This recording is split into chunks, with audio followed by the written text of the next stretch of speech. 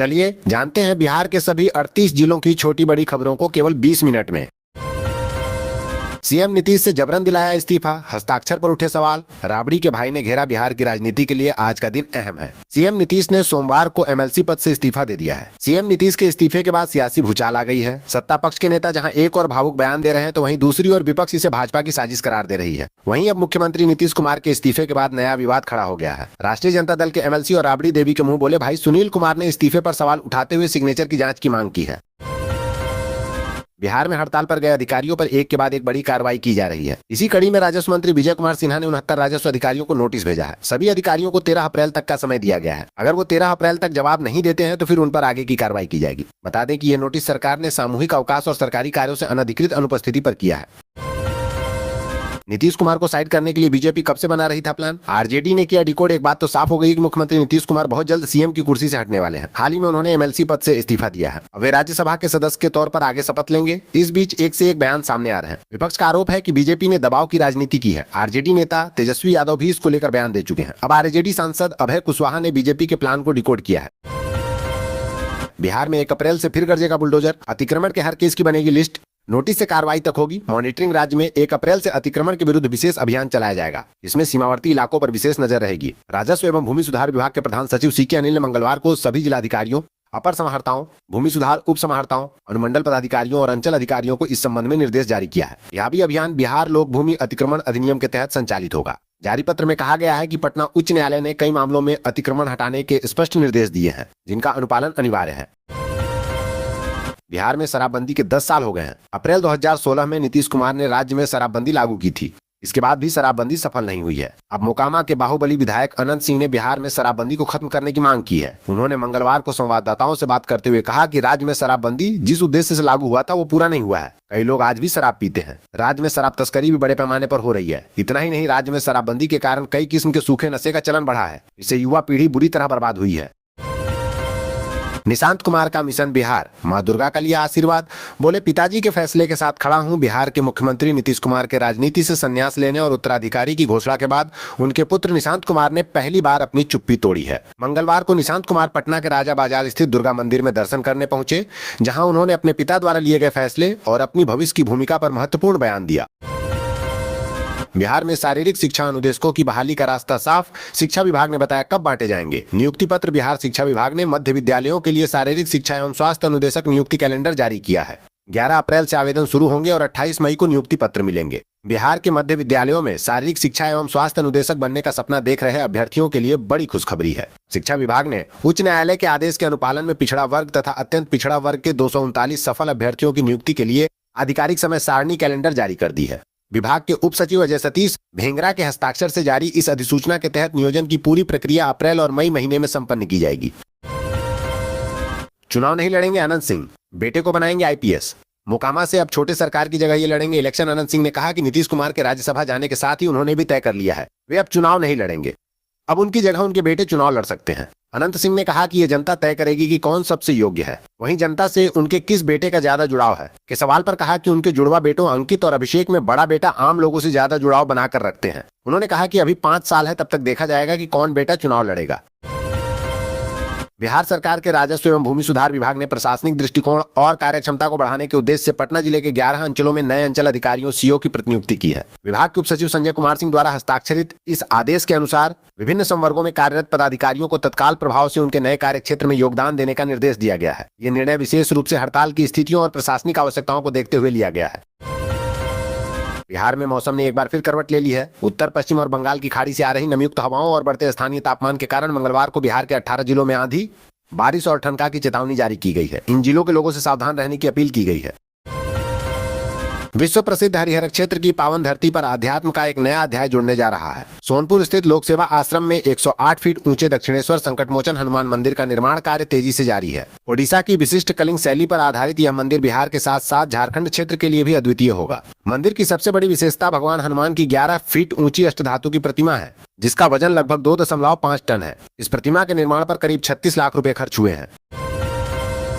कूड़ा दीजिए लेकिन बांट कर। बिहार में डोर टू डोर कचरा कलेक्शन का बदल गया नियम, उल्लंघन करने पर लगेगा भारी जुर्माना। बिहार में शहरों को स्वच्छ और प्रदूषण मुक्त बनाने के लिए नगर निकायों के लिए जारी किया गया नया गाइडलाइन कल 1 अप्रैल से लागू हो रहा है, जिसमें 100 किलो से अधिक कचरा उत्पादन करने वाले संस्थान जैसे अपार्टमेंट, होटल, सरकारी कार्यालयों को खुद कचरा प्रोसेसिंग लगाना अनिवार्य हो जाएगा। साथ ही नगर विकास एवं आवास विभाग ने गीले कचरे का ऑन साइट कंपोस्टिंग करने का भी निर्देश जारी किया है।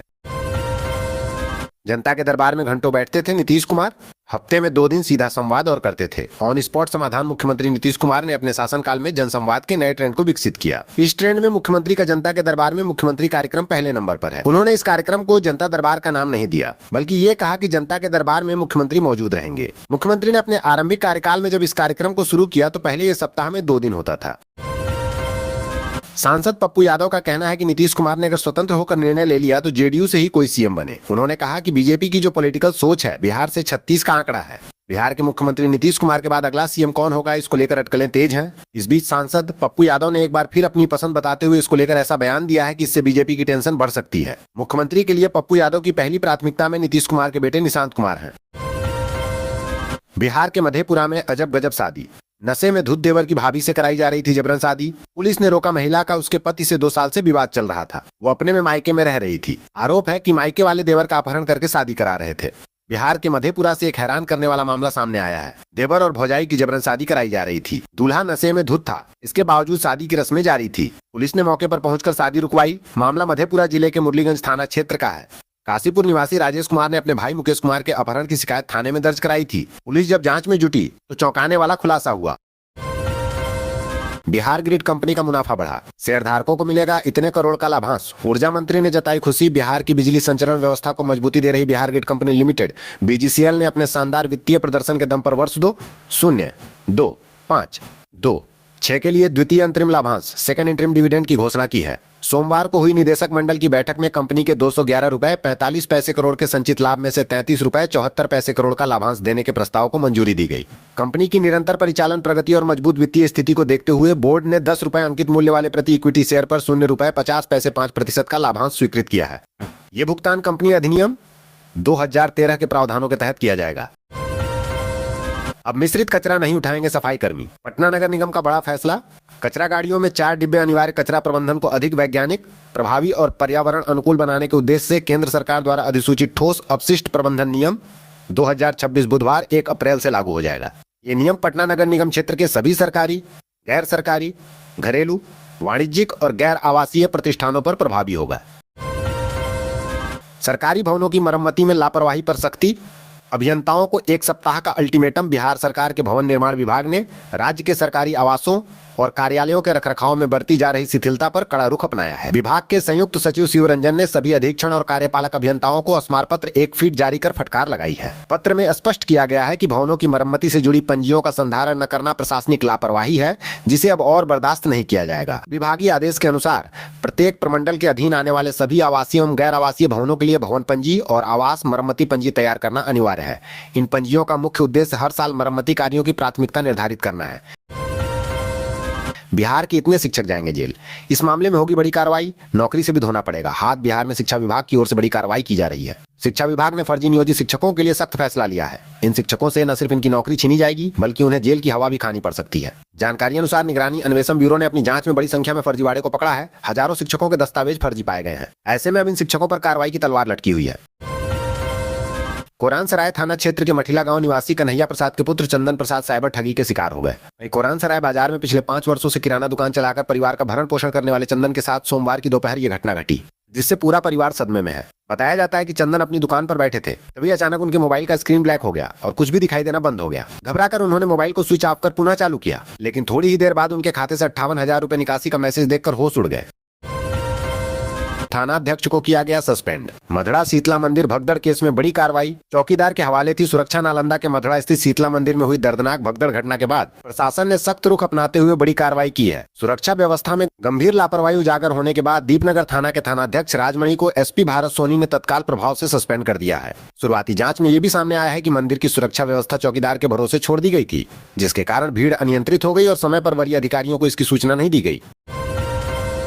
भवन रिकॉर्ड में लापरवाही पर सख्त हुआ विभाग। एक हफ्ते में रिपोर्ट देने का अल्टीमेटम। भवन निर्माण विभाग ने आवास मरम्मती और भवन पंजी के रखरखाव में लापरवाही पर कड़ी नाराजगी जताई है। विभाग ने इसे प्रशासनिक चूक मानते हुए सभी अभियंताओं को सख्त निर्देश दिए हैं। संयुक्त सचिव शिवरंजन ने 1 सप्ताह के भीतर अद्यतन रिपोर्ट मांगी है ताकि मरम्मत कार्यों की प्राथमिकता तय हो सके और पारदर्शिता सुनिश्चित हो। निशांत नहीं तो बीजेपी इन्हें बनाए बिहार का मुख्यमंत्री। बाहुबली अनंत सिंह की बड़ी मांग। नीतीश के इस्तीफा देने पर बड़ा बयान। बिहार के मुख्यमंत्री नीतीश कुमार ने विधान परिषद की सदस्यता से इस्तीफा दे दिया है। वहीं उनके अगले कुछ दिनों में वे मुख्यमंत्री पद भी छोड़ देंगे क्योंकि उनका निर्वाचन राज्यसभा के लिए हुआ है। इस बीच बिहार का अगला मुख्यमंत्री कौन हो, इसे लेकर कई नामों पर चर्चा है। इसमें नीतीश कुमार के बेटे निशांत को भी सीएम बनाने की मांग की जा रही है। वहीं भाजपा की ओर से सीएम पद पर कई नेताओं की नजर है। इसी बीच मोकामा से जदयू के बाहुबली विधायक अनंत सिंह ने सीएम पद को लेकर बड़ा बयान दिया है। पटना हाईकोर्ट ने राजधानी पटना एवं आसपास के क्षेत्रों में नियमों का उल्लंघन कर खुलेआम मांस मछली की बिक्री पर कड़ी नाराजगी जताई है। मुख्य न्यायाधीश संगम कुमार साहू की खंडपीठ ने इस संबंध में दायर लोकहित याचिका पर सुनवाई करते हुए राज्य सरकार से बूचड़खानों की स्थिति सुधारने के लिए उठाए जा रहे कदमों की जानकारी मांगी है। अदालत ने राज्य सरकार और पटना नगर निगम को निर्देश दिया कि वे राजधानी पटना के विभिन्न क्षेत्रों में संचालित बूचड़खानों की वर्तमान स्थिति, स्वच्छता मानकों और नियमन के अनुपालन पर विस्तृत हलफनामा अगली सुनवाई में दाखिल करें। बिहार में गन्ना उद्योग का कायाकल्प एआई तकनीक और नई मिलों के साथ बदलेगी किसानों की किस्मत। बिहार में गन्ना क्षेत्र विस्तार एवं चीनी उद्योग के पुनर्जीवन के उद्देश्य से सरकार निरंतर प्रयास कर रही है। गन्ना क्षेत्र में अपार संभावनाएं हैं, लेकिन अभी भी कई चुनौतियों का सामना करना पड़ रहा है, जैसे गन्ने की कम उत्पादकता, बंद पड़ी चीनी मिलें तथा आधुनिक तकनीकों का सीमित उपयोग। ये 3 चुनौतियों को अवसर में बदलने के लिए सोमवार को राजधानी पटना के एग्जीबिशन रोड स्थित एक होटल में समझौता ज्ञापन MOU पर हस्ताक्षर समारोह का आयोजन किया गया। ये समझौता गन्ना उद्योग विभाग एवं राष्ट्रीय सहकारी शक्कर कारखाना संघ NFCSF नई दिल्ली के बीच हुआ। पटना में बेखौफ अपराधी, कैब ड्राइवर को थार से किया अगवा, बंधक बनाकर पीटा और वीडियो किया वायरल। बिहार की राजधानी पटना में कानून व्यवस्था को ठेंगा दिखाते हुए अपराधियों ने एक सनसनीखेज वारदात को अंजाम दिया है। बुकिंग के बहाने एक कैब ड्राइवर का अपहरण कर उसे बंधक बनाया गया और शराब के नशे में धुत अपराधियों ने उसके साथ बर्बरतापूर्वक मारपीट की। इस पूरी घटना का वीडियो भी सोशल मीडिया पर वायरल कर दिया गया। हालांकि पुलिस ने त्वरित कार्रवाई करते हुए इस मामले में 2 लोगों को गिरफ्तार कर जेल भेज दिया है। पराली नहीं, अब बनेगी कमाई का जरिया। बिहार सरकार की नई योजना से किसानों को मिलेगा डबल फायदा। रामकृपाल यादव ने किसानों से पराली न जलाने की अपील करते हुए इसे नुकसानदायक बताया है। उन्होंने कहा कि अब फसल अवशेष को जलाने के बजाय उसका वैज्ञानिक प्रबंधन कर किसान अपनी आय बढ़ा सकते हैं और पर्यावरण को भी सुरक्षित रख सकते हैं। बिहार सरकार ने पराली प्रबंधन को बढ़ावा देने के लिए आधुनिक कृषि यंत्रों पर भारी सब्सिडी देने का निर्णय लिया है। इससे किसानों को नई तकनीक अपनाने में आसानी होगी और लागत भी कम आएगी। नीतीश कुमार ने बिहार के 360 कॉलेज विहीन प्रखंडों में डिग्री कॉलेज खोलने की घोषणा की है। यह फैसला शैक्षणिक और राजनीतिक रूप से महत्वपूर्ण है, जिसका उद्देश्य युवाओं और ग्रामीण मतदाताओं को साधना है। इससे लाखों छात्रों, खासकर छात्राओं को उच्च शिक्षा मिलेगी, पलायन रुकेगा और राज्य का GR सुधरेगा। नवादा में पुलिस ने 450 वाहनों से वसूला 1.48 लाख जुर्माना। SP के कार्रवाई से इलाके में हड़कंप। बिहार के नवादा में कानून व्यवस्था और अपराध नियंत्रण को लेकर पुलिस ने सख्ती बढ़ा दी है। SP अभिनव धीमान के निर्देश पर चलाए जा रहे सघन वाहन जांच अभियान के तहत 450 वाहनों की जांच की गई, जिसमें यातायात नियमों का उल्लंघन करने पर कुल 1,48,000 रुपए का जुर्माना वसूला गया। यह अभियान जिले के विभिन्न थाना क्षेत्रों में लगातार चलाया जा रहा है। बिहार में बिजली का नया खेल, पीक टाइम में झटका, ऑफ पीक में फायदा। नई सियासी चाल का जान लीजिए गुणा गणित। बिहार की सियासत में अब बिजली भी एक बड़ा मुद्दा बनकर उभर रही है। टाइम अपडेट TOD टैरिफ के नाम पर लागू की गई नई व्यवस्था को जहां बिजली कंपनी लोगों के फायदे की स्कीम बता रही है, वहीं जानकार इसे आम आदमी के जेब पर बड़ा बोझ मान रहे हैं, तो इसके सियासी मायने भी तलाशे जा रहे हैं। दिन में सस्ती और शाम होते ही महंगी बिजली, ये फैसला राहत है या दबाव, इस पर बहस तेज हो गई है। बिहार में गेहूं खरीद का बजा बिगुल। 1 अप्रैल से पैक्स केंद्रों पर शुरू होगी अधिप्राप्ति।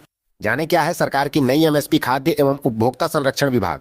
बिहार सरकार द्वारा रबी विपणन मौसम 2026-27 के लिए गेहूं अधिप्राप्ति प्रोक्यूरमेंट संबंधी आधिकारिक अधिसूचना जारी कर दी गई है। सरकार का मुख्य उद्देश्य राज्य के किसानों को उनकी उपज का उचित मूल्य दिलाना और बाजार में गेहूं की निरंतर आपूर्ति सुनिश्चित करना है। इस नई व्यवस्था के तहत राज्य में न्यूनतम समर्थन मूल्य MSP पर गेहूं की खरीद की जाएगी। बिहार नालंदा के शीतला माता मंदिर में भगदड़, 8 श्रद्धालुओं की मौत। कई जख्मी। बिहार के नालंदा जिले के शीतला मंदिर में मंगलवार को भारी भीड़ उमड़ पड़ी। चैत्र महीने के आखिरी मंगलवार को उमड़ी श्रद्धालुओं की भारी भीड़ से अव्यवस्था की स्थिति बन गई। इससे मची भगदड़ में 8 लोगों की मौत हो गई है, जबकि कई लोग जख्मी बताए जा रहे हैं। घटना की सूचना पाकर मौके पर पहुंची पुलिस ने रेस्क्यू ऑपरेशन शुरू कर दिया है। बिहार विधानसभा 2025 में मिली करारी हार के बाद अब कांग्रेस बिहार में अपना संगठन मजबूत करने की कोशिश में है। कांग्रेस की ओर से लगातार संगठन को आगे बढ़ाने के लिए एक के बाद एक कदम उठाए जा रहे हैं। इसी बीच कांग्रेस पार्टी में बड़ा संगठनात्मक फेरबदल हुआ है। कांग्रेस ने सोमवार को 53 जिलाध्यक्षों की नई सूची जारी कर दी है। इस सूची में 10 जिलाध्यक्षों को दोबारा मौका मिला है, तो वहीं 43 नए चेहरों को शामिल किया गया है। पार्टी के महासचिव KC वेणुगोपाल ने इसकी आधिकारिक जानकारी दी। पटना में सिलेंडर लदा ट्रक पहुंचते ही मची अफरा तफरी। बिना डीएसी नंबर वालों को लौटना पड़ा। पश्चिम एशिया में जारी युद्ध के कारण एलपीजी गैस आपूर्ति में बाधा आने से उपभोक्ता परेशान है। जिनके घर गैस समाप्त हो गया है उन्हें एक सिलेंडर का इंतजार है। मालसलामी थाना क्षेत्र के कटरा बाजार समिति परिसर में सोमवार की सुबह से ही गैस सिलेंडर को लेकर उपभोक्ता लाइन में लग गए। सिलेंडर लदा ट्रक के पहुंचते ही रसोई गैस लेने के लिए लोग बेताब दिखे। जिनका डीएसी नंबर आया हुआ था वे सिलेंडर लेकर लाइन में लगे हुए थे। जिन उपभोक्ताओं को सिलेंडर नहीं मिल रहा था वे अपनी समस्याएं सुनाने लगे। इस बीच गैस एजेंसी के मालिक ने भी किल्लत के बीच समस्याएं बताई।